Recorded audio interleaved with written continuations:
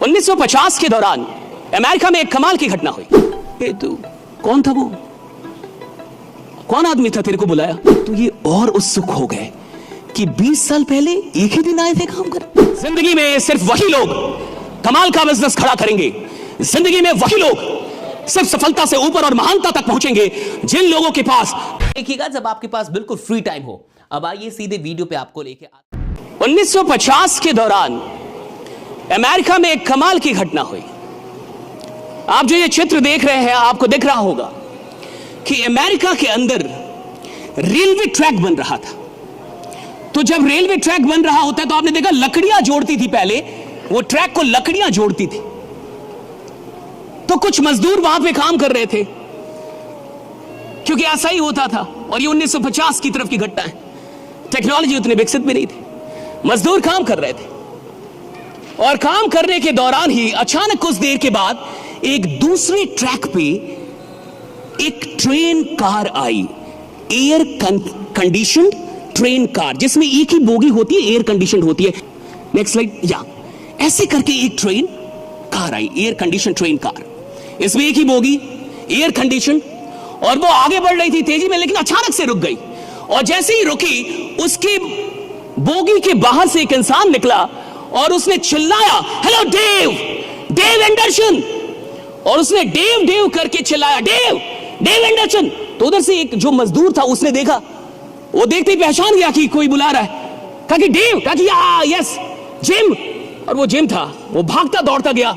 मजदूर सारे देख रहे कि ये कौन है, और वो गया, बोगी से सारे लोग निकल गए। वो दोनों बैठे और लगभग आधे एक घंटे उन दोनों में बहुत सारी बातें हुई, हंसी मजाक हुआ, आवाजें बाहर आ रही थी। और जब वो बाहर निकला तो सारे उसके दोस्त उससे पूछे, तू कौन था वो? कौन आदमी था तेरे को बुलाया? कहा कि तुम्हें नहीं पता, वो जिम मर्फी है। कहा कि जिम मर्फी कौन है? कहा कि gym Murphy is the president of American rail road. कहा कि प्रेसिडेंट? तो वो तुमको कैसे जानते हैं? अब एक मजदूर और उसको कोई प्रेसिडेंट जानता हो, कोई रेलवे में मजदूर है और उसको रेल रोड का प्रेसिडेंट, ये बहुत बड़ी बात है। सारे बड़े उत्सुक हो जाएंगे, ये तुमको कैसे जानते हैं और तुम इनको कैसे, और वो तुमको नाम से जानते हैं, तुम्हारा नाम लेके बुलाया उन्होंने। सारे उत्सुक हो गए। उसने बोला कि एक्चुअली 20 साल पहले हम दोनों एक ही दिन अमेरिकन रेल रोड में काम करने आए थे।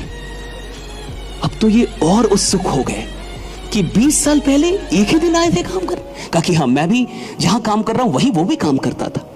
तो कहा फिर ऐसा क्या हुआ कि वो आज अमेरिकन रेल रोड का प्रेसिडेंट हो गया और तुम मजदूर ही हो?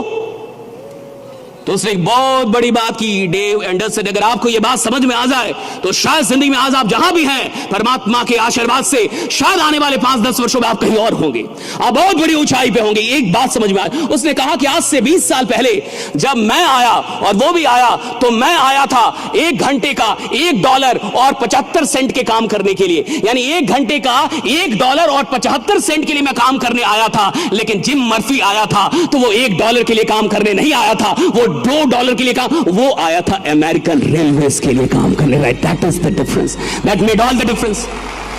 मैं आया था तो मेरे काम करने का फोकस क्या था?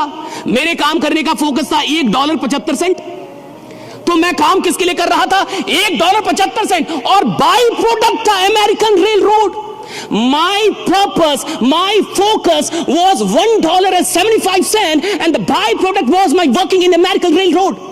और ये बाई प्रोडक्ट था कि मैं अमेरिकन रेल रोड के लिए काम कर रहा हूं, लेकिन मेरा फोकस किस में था? $1.75 पे। लेकिन जिम का पर्पस $1.75 नहीं था, उसका पर्पस था अमेरिकन रेलवे, और बाई प्रोडक्ट पैसा था। पैसा बाई प्रोडक्ट था, पर्पस नहीं था।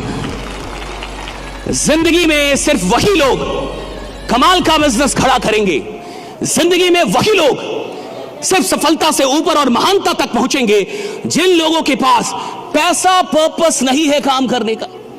Money is not the primary purpose to work.